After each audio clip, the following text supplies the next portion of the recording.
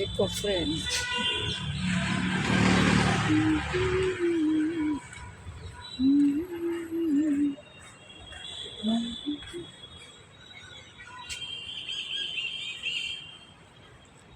देखो फ्रेंड, ये बहुत ही पुराना बंगला है, लगभग 500 बरस पुराना है।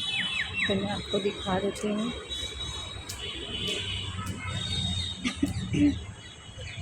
यहाँ कोई रहता ही नहीं है। ये है बहुत ही बरसों पुराना बंगला, 500 साल पुराना। हाँ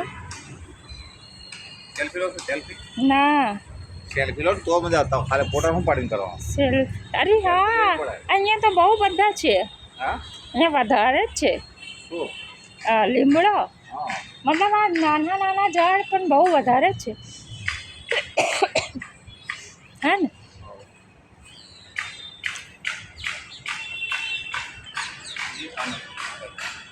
જો આ કાકા છે ને, અહીંયા ચોકીદાર છે। આ કાકા ચોકીદાર છે, આ બંગલાના ચોકીદારી કરે છે।